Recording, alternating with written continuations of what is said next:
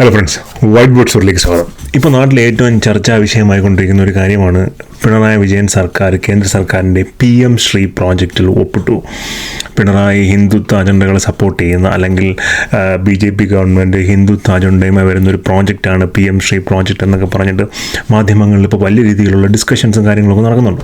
അപ്പോൾ എൻ്റെ ഒന്ന് രണ്ട് ഫ്രണ്ട്സ് എൻ്റെ അടുത്ത് പറഞ്ഞായിരുന്നു, എടാ എന്താണ് ഈ PM ശ്രീ പ്രോജക്റ്റ്, എന്താണ് അതിൻ്റെ പുറകിലുള്ള സംഭവം, നിനക്ക് അതിനെപ്പറ്റി ഒരു വീഡിയോ ചെയ്യാമോ ചോദിച്ചു. അങ്ങനെയാണ് ഈ PM ശ്രീ പ്രോജക്റ്റിൻ്റെ ബാക്ക്ഗ്രൗണ്ട് ഞാൻ നോക്കുന്നതും അതിനെപ്പറ്റി വീഡിയോ ചെയ്യാമെന്ന് തീരുമാനിക്കുന്നു. അപ്പോൾ ഈ വീഡിയോയിൽ പറയാൻ പോകുന്നത് എന്താണ് PM ശ്രീ പ്രോജക്റ്റ്, ശരിക്കും ഇതുകൊണ്ടുള്ള നേട്ടം എന്താണ്, ഈ പ്രോജക്റ്റ് ഇംപ്ലിമെൻ്റ് ചെയ്യുന്നതിനകത്ത് എന്തെങ്കിലും ഒരു പ്രത്യേക അജണ്ട ഉണ്ടോ, അതുപോലെ തന്നെ ഈ പ്രോജക്റ്റ് ഇംപ്ലിമെൻ്റ് ചെയ്ത് എന്തൊക്കെ ചലഞ്ചസ് ആണുള്ളത്, ഇത് ശരിക്കും വിജയകരമായി ഇംപ്ലിമെൻ്റ് ചെയ്യാൻ നമുക്ക് സാധിക്കുമോ. അപ്പോൾ ഈ വിഷയങ്ങളിലേക്കാണ് നമ്മളൊന്ന് പോകുന്നത്. Welcome to white board stories.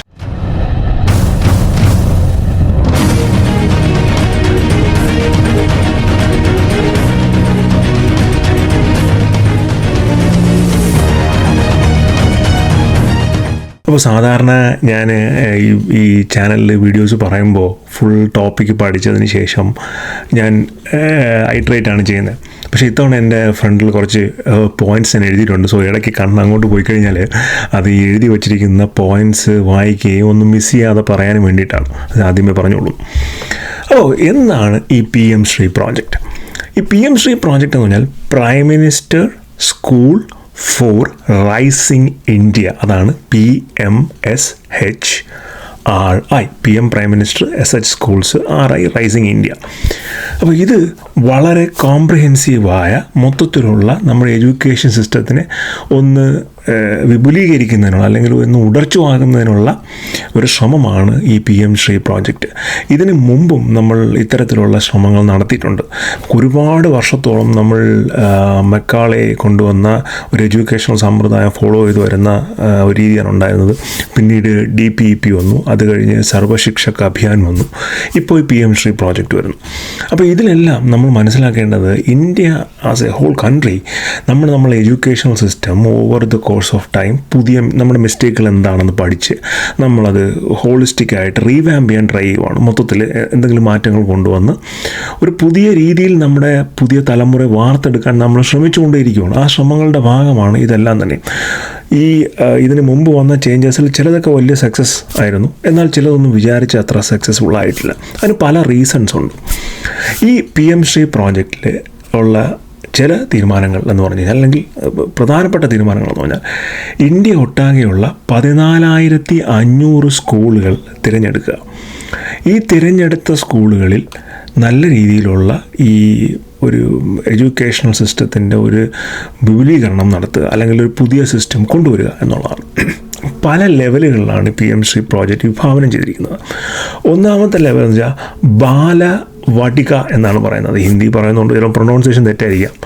അപ്പോൾ ഇത് എന്ന് പറഞ്ഞാൽ 3 വയസ്സാകുമ്പോൾ ഉള്ള കുട്ടികൾ, നമ്മുടെ ഈ pre-K എഡ്യൂക്കേഷൻ വരുന്ന ടൈം ഉണ്ടല്ലോ, 1ാം ക്ലാസ് ആകുന്നതിന് മുമ്പ് LKG UKG ഒക്കെ വരുന്ന ടൈം ഫ്രെയിം, ആ സമയത്ത് സ്കൂളിലെത്തുന്ന കുട്ടികൾക്ക് 500 രൂപയുടെ ഒരു വർഷത്തേക്കുള്ള പഠന കിറ്റ് സൗജന്യമായിട്ട് സർക്കാർ കൊടുക്കും. അപ്പോൾ ഈ സൗജന്യമായിട്ട് കൊടുക്കുമെന്ന് പറയുമ്പോൾ ഇതിൻ്റെ ഫണ്ട് കേന്ദ്ര സർക്കാരും കേരളത്തിലുള്ള സർക്കാരും സ്റ്റേറ്റ് ആൻഡ് സെൻട്രൽ ഗവൺമെൻറ്റ്സ് ഒരു നിശ്ചിത റേഷ്യോയിലാണ് അത് ഇൻട്രൊഡ്യൂസ് ചെയ്യുന്നത്. പ്രത്യേകിച്ചും നമ്മൾ ഈ PM ശ്രീ പ്രോജക്റ്റിൻ്റെ ഡീറ്റെയിൽസിലൂടെ പറയുമ്പോൾ നിങ്ങൾക്കൊരു പക്ഷേ തോന്നും ഇതെല്ലാം കേരളത്തിൽ ഓൾറെഡി ഉണ്ടല്ലോ എന്ന് തോന്നും. അത് വളരെ ശരിയായിട്ടുള്ളൊരു തോന്നലാണ്. കാരണം കേരളം മറ്റു സംസ്ഥാനങ്ങളെ അപേക്ഷിച്ച് വിദ്യാഭ്യാസ സംവിധാനങ്ങളുടെ കാര്യത്തിൽ വളരെയേറെ മുന്നിലാണ്. നമ്മൾ വെസ്റ്റേൺ എഡ്യൂക്കേഷണൽ സ്റ്റാൻഡേർഡ്സിനേക്കാളും ബെറ്റർ ആണെന്ന് വേണമെങ്കിൽ പറയാൻ പറ്റുന്ന അത്രയും രീതിയിൽ നമ്മുടെ എഡ്യൂക്കേഷണൽ സിസ്റ്റം ബെറ്ററാണ്. കുറവുകളില്ല എന്നല്ല, പക്ഷേ ബെറ്ററാണ്. അപ്പോൾ പറഞ്ഞു വന്നത്, ഈ ബാലവടിക എന്ന് പറയുന്ന ആ ഒരു ഗ്രൂപ്പ്, അതായത് 3 വയസ്സിന് 5 വയസ്സിനും ഇടയ്ക്കുള്ള ഗ്രൂപ്പ്, അവർക്ക് 500 രൂപയുടെ ഗ്രാൻഡ് കിട്ടുന്നു. അവർ ക്ലാസ്സുകളിൽ വന്നു കഴിഞ്ഞാൽ ആ കുട്ടികളെ ഒരു ഇൻട്രാക്ഷൻ ലേണിംഗ് പ്രോസസ്സിലൂടെ പഠിപ്പിക്കുക എന്നുള്ളതാണ്. അതായത് പുസ്തകങ്ങൾ വെച്ചിട്ട് തറ, പന, ആപ്പിൾ, ബോയ്, ഗേൾ എന്നൊന്നും പഠിപ്പിക്കാതെ കൂടുതലും അവർക്ക് ടോയ്സ് കൊടുക്കുക, അവർ ഇൻട്രാക്ഷനിലൂടെ പഠിക്കുക എന്നുള്ള രീതിയിലാണ്. അപ്പോൾ ഇത്തരം ലേണിങ് ലോകത്തിൻ്റെ പല ഭാഗത്തും പല രീതിയിലും എക്സിസ്റ്റ് ചെയ്യുന്നുണ്ട്. ഉദാഹരണത്തിന് മോണ്ടിസേരി ലേണിംഗ് എന്ന് പറയുന്ന ഒരു ടൈപ്പ് ഓഫ് ലേണിംഗ് ഉണ്ട്. അത് ഓരോ കുട്ടികളും അവരുടെ സ്കിൽ സെറ്റിനനുസരിച്ച് ടോയ്സും മറ്റും ഉപയോഗിക്കുകയും അവരുടെ എത്ര സ്പീഡിൽ ഓരോ കുട്ടിക്ക് ലേൺ ചെയ്യാൻ പറ്റും അത്ര സ്പീഡിൽ ആ കുട്ടികൾ ലേൺ ചെയ്ത് പോവുകയൊക്കെ ചെയ്യുന്ന രീതിയാണ്. അപ്പോൾ അതിനോട് ഏതാണ്ട് സമാനമായ രീതിയിൽ കുട്ടികളെ ഒരുപാട് പുസ്തകങ്ങളിലേക്ക് മാത്രം ഫോക്കസ് ചെയ്യാതെ ഓവറോളായിട്ട് അവർക്കുള്ള ഒരു എഡ്യൂക്കേഷണൽ സിസ്റ്റം കൊടുക്കുക, എൻജോയബിൾ ആക്കുക ലേണിംഗ് എന്നുള്ള രീതിയിലാണ്. അതായത് ഈ 5 വയസ്സിന് താഴെയുള്ള LKG UKG കുട്ടികളുടെ പുറത്തൊന്നും ഒരുപാട് സ്ട്രെസ് ഇടാതെ അവരുടെ കുട്ടിക്കാലം വേണ്ടത്ര സെലിബ്രേറ്റ് ചെയ്ത് അതിനോടൊപ്പം പഠനം ഒരു സ്റ്റാർട്ടിംഗ് പോയിൻ്റ് എന്നുള്ള നിലയിൽ ഒരുപാട് ഫോക്കസ് കൊടുക്കുക. അപ്പോൾ എൻജോയബിൾ ആയിട്ടുള്ള കിറ്റ്സ്, ഈ പറഞ്ഞ പോലെ 500 രൂപയുടെ കിറ്റ്സ് അവർക്ക് വരും. ഓരോ കുട്ടിയും ആ ഒരു ഏജ് ഗ്രൂപ്പ് കഴിഞ്ഞ് അടുത്ത ഒരു ഏജ് ഗ്രൂപ്പുണ്ട്, 1ാം ക്ലാസ് തൊട്ട് 5ാം ക്ലാസ് വരെ വരുന്ന ഏജ് ഗ്രൂപ്പ്. അപ്പോഴാണ് ശരിക്കും അവർ ഈ എഡ്യൂക്കേഷൻ സിസ്റ്റത്തിൻ്റെ ഒരു സ്കൂളിൻ്റെ ഒരു പ്രാഥമിക ലെവലിലോട്ട് വരുന്നത്. ആ ലെവലിൽ എങ്ങനെയാണ് എന്ന് പറഞ്ഞു കഴിഞ്ഞാൽ അവിടെ ഓരോ സ്കൂളിലും സർക്കിൾസ് ഉണ്ട്, പല സർക്കിളായിട്ട് ക്രിയേറ്റ് ചെയ്യും. അതായത് maths circle, science circle, arts and music circle, dance circle, അങ്ങനെ പല സർക്കിളായിട്ട് ക്രിയേറ്റ് ചെയ്യും. കുട്ടിയുടെ ഒരു വർഷത്തെ റിപ്പോർട്ട് കാർഡ് എന്ന് പറഞ്ഞു കഴിഞ്ഞാൽ നമ്മുടെ സബ്ജക്റ്റിൽ 50-ൽ 35, 50-ൽ 45 അങ്ങനെ ഒരു മാർക്ക് സിസ്റ്റം അല്ല. ഓരോ സർക്കിളിലും ഈ കുട്ടി എങ്ങനെ പെർഫോം ചെയ്യുന്നു. ഡിബേറ്റ് സർക്കിൾസ് ഉണ്ടായിരിക്കും, പിന്നെ ഗാർഡൻ സർക്കിൾ ഉണ്ടായിരിക്കും, ഞാൻ അതിലേക്ക് വരാം. അപ്പോൾ ഇങ്ങനെ കുട്ടിയെ ഒരു ഹോളിസ്റ്റിക്കലി നമ്മളൊരു ഓവർവ്യൂ നടത്തുക എന്നുള്ളതാണ്. അത് വളരെ എഫക്റ്റീവായ ഒരു സൊല്യൂഷനാണ്. കാര്യം പല കുട്ടികൾക്കും പല സ്കില്ലാണ്. Each child is unique and different എന്നുള്ള രീതിയിലാണ്. ഇപ്പോൾ നല്ല പാടുന്ന കുട്ടി ഒരു പക്ഷേ മാത്സിൽ ചിലപ്പോൾ വീക്കായിരിക്കും, അല്ലെങ്കിൽ നല്ല മാത്സിൽ ഉള്ള കുട്ടി ചിലപ്പോൾ ഡാൻസിൽ വീക്കായിരിക്കും, അല്ലെങ്കിൽ ഡാൻസ് ചെയ്യാൻ താല്പര്യം ഉണ്ടാവില്ല.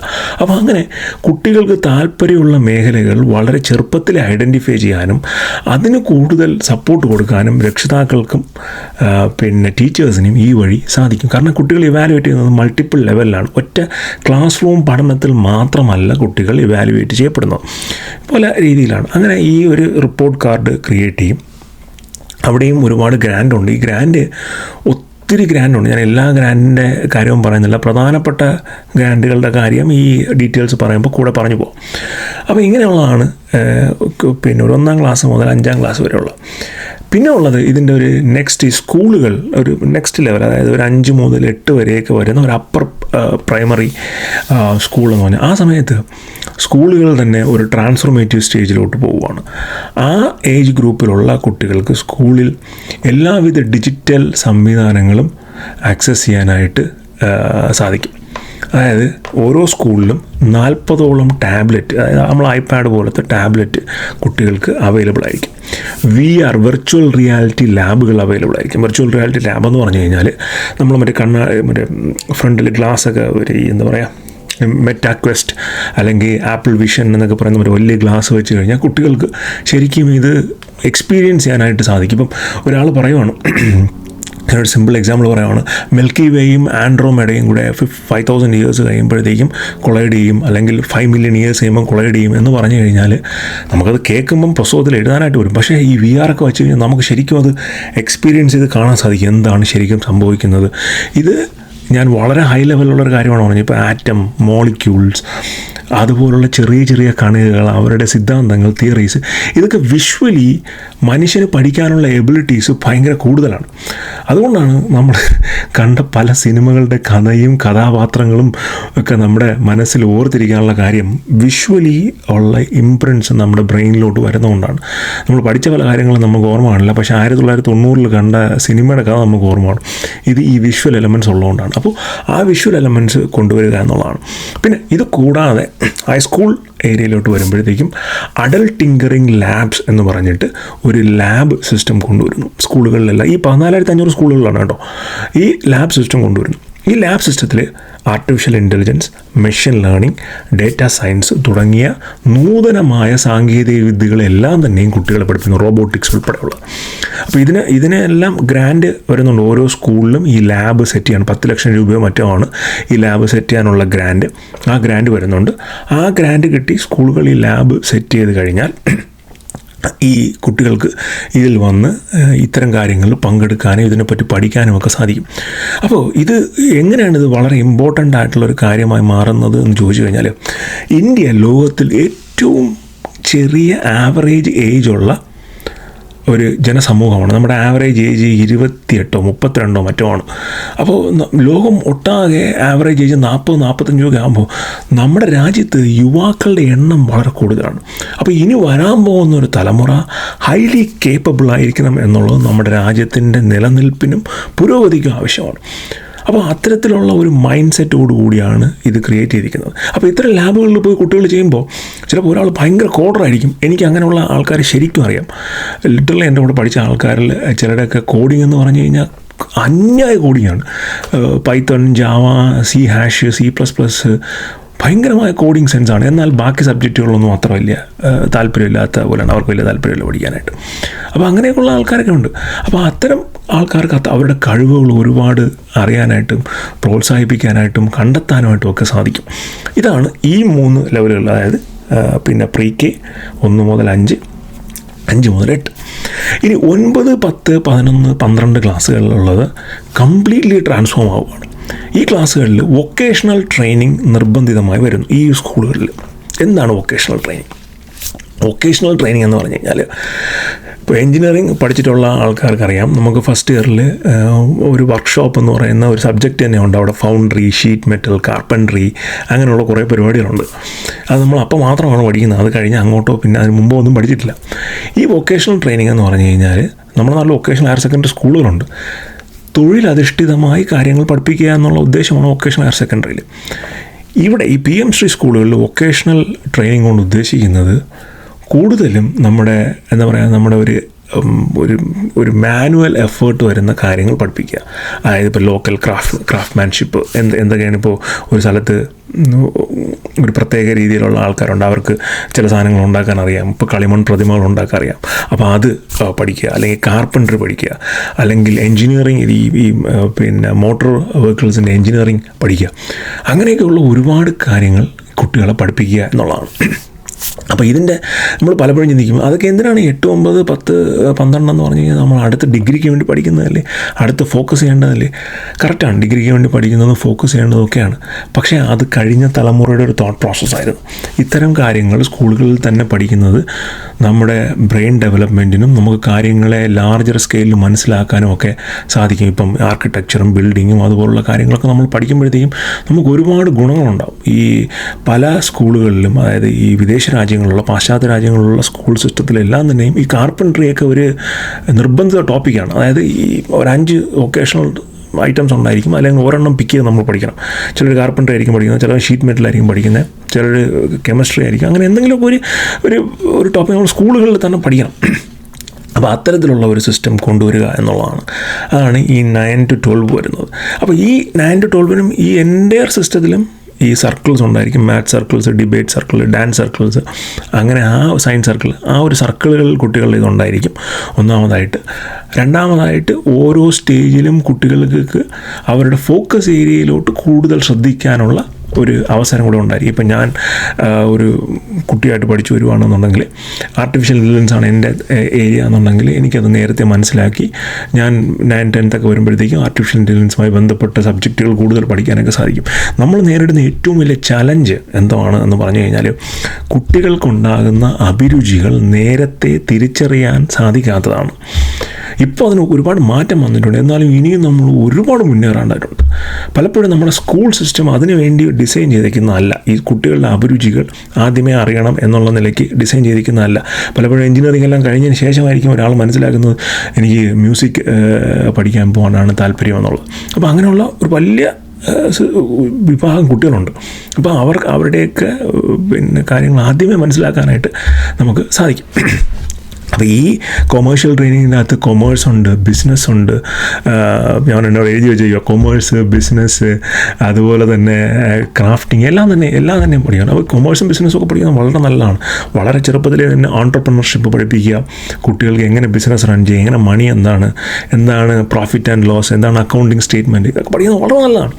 പിന്നെ ഇതോടൊപ്പം തന്നെ ഈ സ്കൂളുകളിൽ വൊക്കേഷണൽ ലാബ് സെറ്റ് ചെയ്യാനായിട്ട് 5 ലക്ഷം രൂപയുടെ ഗ്രാൻഡ് ഓരോ സ്കൂളുകളിലും ഉണ്ടായിരിക്കും. ആ സ്കൂളുകൾക്ക് ലാബ് സെറ്റ് ചെയ്യാം. ഇനി ഇത്രയും കാര്യങ്ങൾ ഒരു സ്കൂളിൻ്റെ കാര്യമാണ് പറഞ്ഞത്. ഈ PM ശ്രീയിലുള്ള സ്കൂളുകളെല്ലാം തന്നെ ഒരു ക്ലസ്റ്റർ വിഭാഗം പോലെ ആയിരിക്കും വർക്ക് ചെയ്യുന്നത്. അതായത് ഈ സ്കൂളുകളിൽ നിന്നും കുട്ടികൾ മറ്റ് സ്കൂളുകളിൽ പോകുന്നു, അവിടെ കുട്ടികൾ എന്താണ് ചെയ്യുന്നതെന്ന് കാണുന്നു, അവിടുത്തെ ടീച്ചേഴ്സുമായിട്ട് ഇൻട്രാക്ട് ചെയ്യുന്നു, അവിടെ സെമിനാറുകളിൽ പങ്കെടുക്കുന്നു. സോ ഈ ഇത്രയും സ്കൂളുകളെ ഒരു ലിങ്കിൻ്റെ അകത്ത് കൊണ്ടുവന്ന് ഒരുമിച്ച് നിർത്തുക എന്നുള്ളതാണ്. ഓരോ സ്കൂളുകളും സൈലോ ആയിട്ട് പ്രവർത്തിക്കുകയല്ല, എല്ലാ സ്കൂളുകളും ഒരു ഇൻ്റർലിങ്ക്ഡ് പ്ലാറ്റ്ഫോം പോലെ പ്രവർത്തിക്കുകയാണ്. അതിന് വേണ്ടിയിട്ട് സർക്കാർ ഒരു പ്ലാറ്റ്ഫോം, പിന്നെ ഒരു വെബ് പ്ലാറ്റ്ഫോം നിർമ്മിച്ചിട്ടുണ്ട്. അത് മാത്രമല്ല, ഇപ്പം നിലവിൽ വരുമോ എന്ന് എനിക്കറിയില്ല, പക്ഷേ ഡിസ്കഷനിൽ ഇരുന്ന ഒരു കാര്യമാണ് കുട്ടികളുടെ ഇതിൽ ഒരു സ്റ്റുഡൻറ്റ് ID ക്രിയേറ്റ് ചെയ്യുക. ഒരു സ്റ്റുഡൻറ്റ് നമ്മുടെ നാട്ടിലൊരു പിന്നെ സ്കൂളിലോ മറ്റോ എൻറോൾ ചെയ്യുമ്പോഴത്തേക്കും ഒരു ID കൊടുക്കുക. അപ് ടു കോളേജ് അല്ലെങ്കിൽ PhD എന്തെടുത്താലും ID സ്റ്റേ ചെയ്യും. അപ്പോൾ ഒരു കുട്ടിയുടെ എഡ്യൂക്കേഷണൽ റെക്കോർഡ് കംപ്ലീറ്റ് നമുക്ക് ട്രാക്ക് ചെയ്യാൻ പറ്റുന്ന രീതിയിൽ ചെയ്യുക. അത് ഒരുപക്ഷെ നടപ്പിൽ വന്നേക്കാം ഇതിന് ശേഷം. അപ്പോൾ ഇതെല്ലാം പിന്നെ സ്കൂളിൻ്റെ ഒരു ഡെവലപ്മെൻറ്റാണ്. പിന്നെ ഒരു കാര്യം പറയാൻ വേണ്ടി വരുന്നത്, ഈ 5ാം ക്ലാസ് മുതൽ 8ാം ക്ലാസ് വരെയുള്ള കുട്ടികളുടെ അടുത്ത് വേറൊരു കാര്യം കൂടെയുണ്ട്. നമ്മളൊരു സോഷ്യൽ എഡ്യൂക്കേഷൻ കൂടെ കുട്ടികൾക്ക് കൊടുക്കുന്നത്. അതായത് സ്കൂളുകളിൽ പൂന്തോട്ടം ഉണ്ടാക്കുക, എങ്ങനെയാണ് ഗാർഡൻ വേസ്റ്റുകൾ കമ്പോസ്റ്റ് ചെയ്യാം കിച്ചൺ വേസ്റ്റ് എങ്ങനെ കമ്പോസ്റ്റ് ആക്കി നമുക്ക് ഗാർഡനിൽ ഉപയോഗിക്കാം എന്ന് പഠിപ്പിക്കുക. അതുപോലെ തന്നെ സ്കൂളുകളെല്ലാം തന്നെ സോളാർ എനർജി ഉപയോഗിക്കുന്നതായിരിക്കും. സോളാർ പാനലുകളിൽ നിന്നും എങ്ങനെയാണ് എനർജി ഉപയോഗിക്കുക, പിന്നെ ഓരോ സ്ഥലവും നമ്മൾ എങ്ങനെ വൃത്തിയായിട്ട് സൂക്ഷിക്കണം. ഇതൊക്കെ പറയുമ്പോഴാണ് പലപ്പോഴും ഞാൻ നേരത്തെ പറഞ്ഞത്, നമ്മൾ ചിന്തിക്കും ഇത് കേരളത്തിലെ പല സ്കൂളുകളിലും ഉള്ളതാണ്. കേരളത്തിൽ പല സ്കൂളുകളിലും ഉണ്ട്, ഇല്ലാത്ത സ്കൂളുകളും ഉണ്ട്. പക്ഷേ ഇന്ത്യ ഒട്ടാകെ നടപ്പിലാക്കുന്ന ഒരു പ്രോജക്റ്റാണ്. അപ്പോൾ ഇത് പല സ്ഥലങ്ങളിലും ഉള്ള സ്കൂളുകളെ കൂടെ കൺസിഡർ ചെയ്തിട്ടാണ് ഈ പ്രോജക്റ്റിൻ്റെ രൂപരേഖ തയ്യാറാക്കിയിരിക്കുന്നത്. നമുക്ക് വടക്കോട്ടൊക്കെ പോകുമ്പോഴത്തേക്കും കേരളത്തിൻ്റെ അത്രയും നിലവാരം പല സ്കൂളുകൾക്കും ഇല്ല. അപ്പോൾ അവരെല്ലാം ഈ ഒരു അപ്ലിഫ്റ്റ് ചെയ്യുക എന്നുള്ള ഉദ്ദേശത്തോടു കൂടിയാണ് ഇത് ക്രിയേറ്റ് ചെയ്തിരിക്കുന്നത്. അപ്പോൾ ഇത്തരം കാര്യങ്ങൾ. പിന്നെ ഒരു കാര്യമെന്ന് വെച്ചാൽ ഈ സ്കൂളുകളിലുള്ള ടീച്ചേഴ്സിനെ പിന്നെ ഈ കരിക്കുലം, ഇവർ പഠിപ്പിക്കുന്ന കരിക്കുലം അഡാപ്റ്റീവാണ്. അതായത് അഡ്ജസ്റ്റ് ചെയ്യാനായിട്ട് സാധിക്കും. ഇപ്പോൾ ഉദാഹരണത്തിന് മലമുകളിലുള്ള ഒരു സ്കൂളാണ് എന്ന് വിചാരിക്കുക. അപ്പോൾ ആ സ്കൂളിൽ പിന്നെ പഠിപ്പിക്കേണ്ടതായിട്ടുള്ള കുറച്ച് കാര്യങ്ങളുണ്ടായിരിക്കും, കുറച്ച് സർവൈവൽ സ്കിൽസ് ഉണ്ടായിരിക്കും.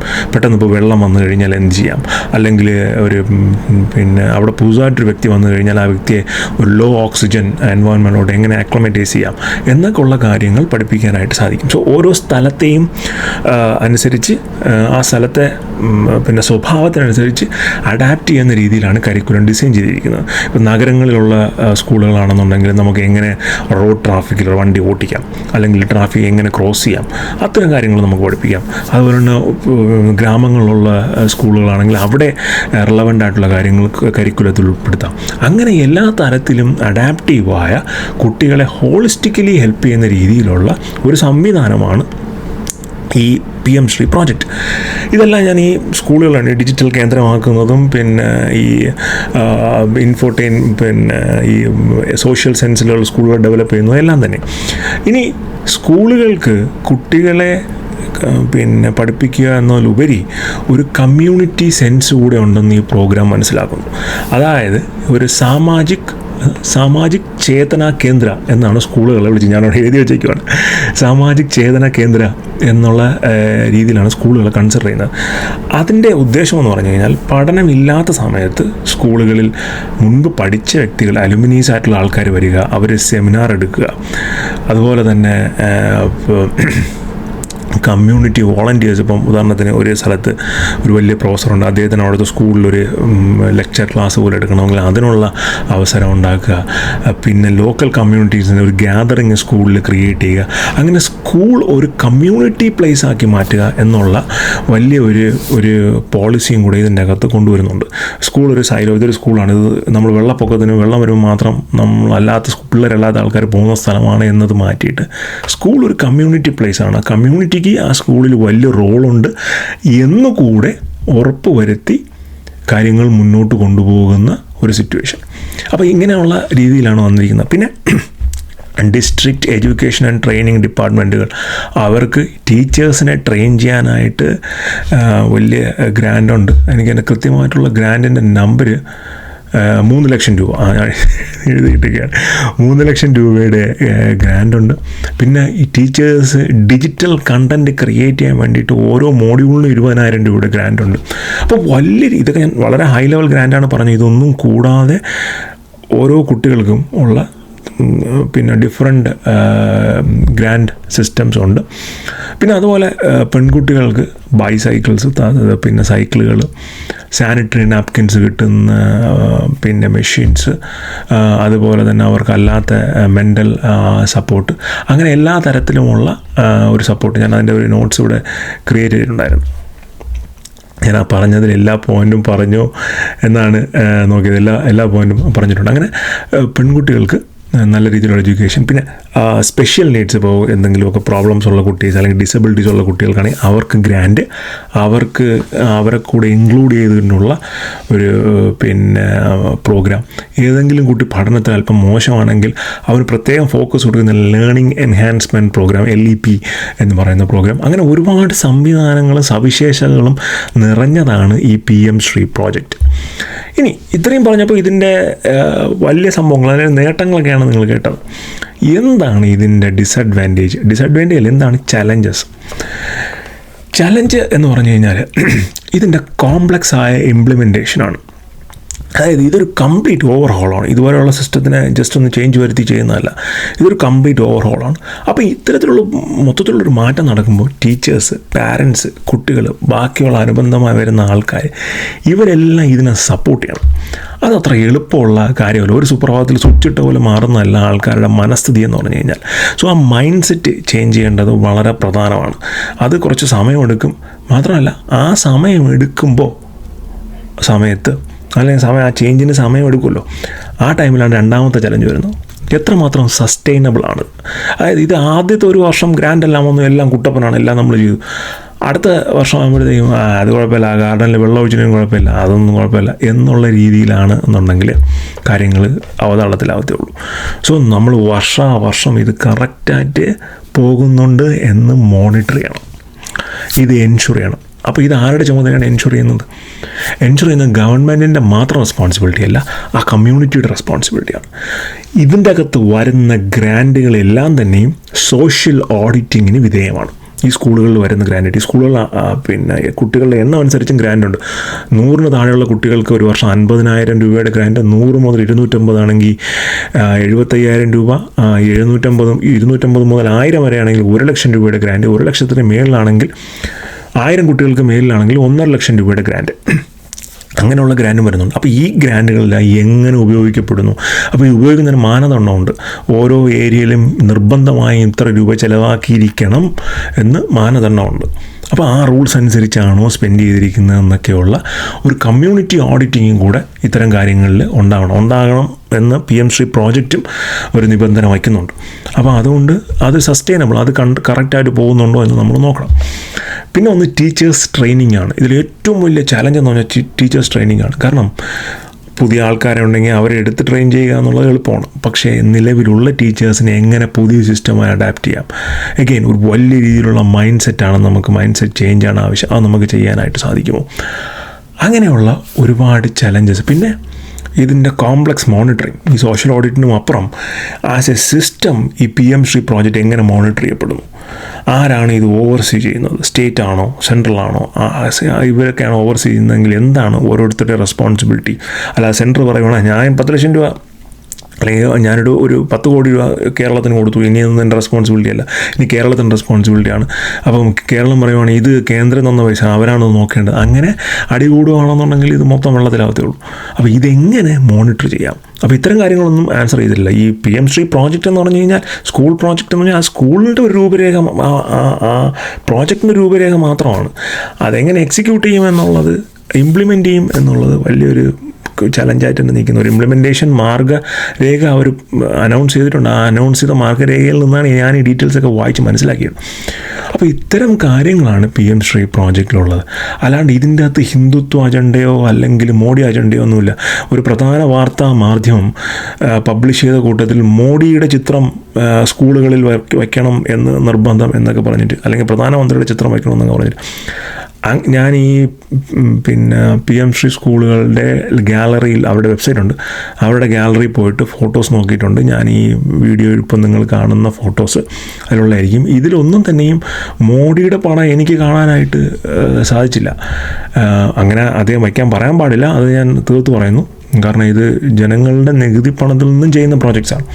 അപ്പോൾ ഒരു രാഷ്ട്രീയ നേതാവിൻ്റെ പണം ഒരു കാര്യങ്ങളും വയ്ക്കാൻ പാടില്ല എന്നുള്ളതാണ് എൻ്റെ നിലപാട്.